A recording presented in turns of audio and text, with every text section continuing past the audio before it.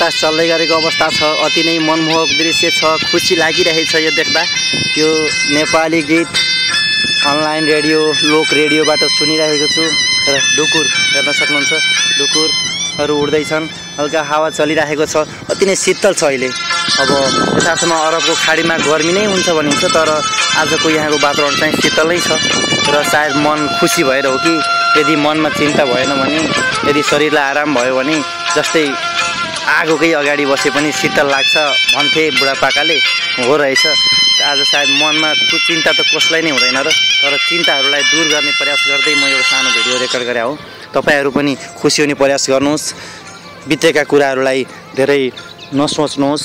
बितेका कुराहरू सोचेर चिन्तामा नरहनुहोस्। आउने दिनको लागि पनि धेरै नसोच्नुहोस् र जे छ वर्तमानलाई अँगाल्ने कोसिस गर्नुहोस्।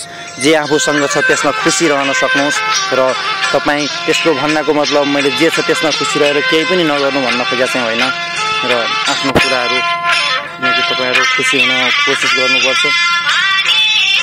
हामी नयाँ चिजको लागि, नयाँ केही गर्नको लागि प्रयास गर्नुपर्छ र कहिले हरेस खानु हुँदैन र नभएको खण्डमा चिन्ता गर्नु पनि राम्रो हुँदैन।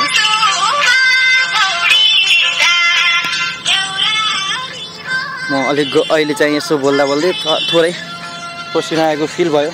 हावा त सरी चल्नै राखेको थियो, पसिना आएको फिल भयो।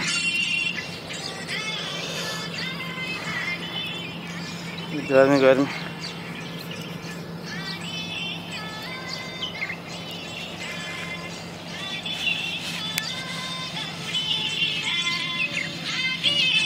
पक्नु रुमाल छ कि भनेर हेरे हो।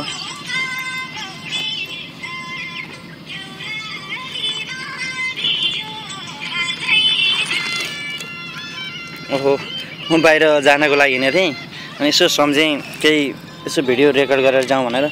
यो हाम्रो डिएक्सनको कफी हो। यो कफी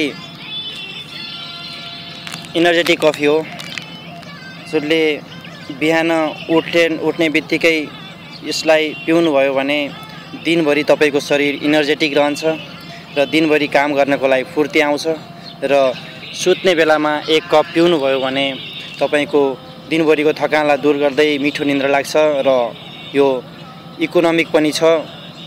एक प्याकेटबाट 3 कप बनाउन सक्नुहुन्छ।